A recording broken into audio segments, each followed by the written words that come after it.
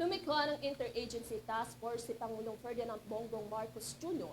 upang mapabilis sa matugunan ang posibleng epekto ng oil spill mula sa MT Terra Nova na lumubog sa baybayin ng Limay, Bataan.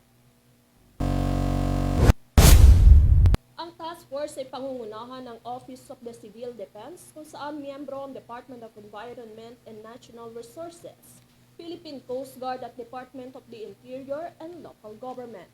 Kasama rin sa task force ang Department of Health, Department of Labor and Employment at Department of Social Welfare and Development.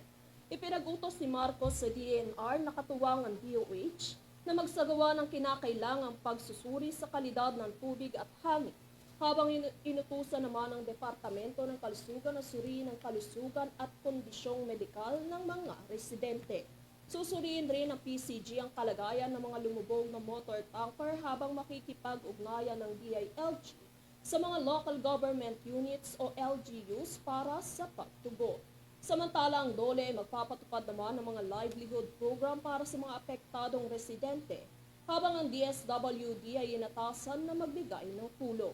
Ang task force ay inatasan na makipag-ugnayan kay Oriental Mindoro Governor Bons Dolor para makuha ang kanyang mga input sa matagumpay na pagtugon ng kanyang lalawigan sa isang oil spill noong nakaraang taon.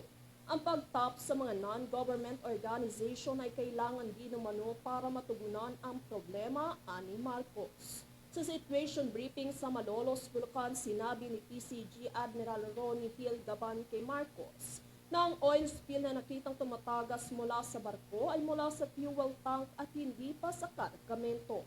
Ang barko ay patungo sa lalawigan ng Iloilo na may dalang 1.4 million liter o 370,000 na galon na pang-industriyang gasolina nang lumubog ito sa Lamau Point noong Huwebes.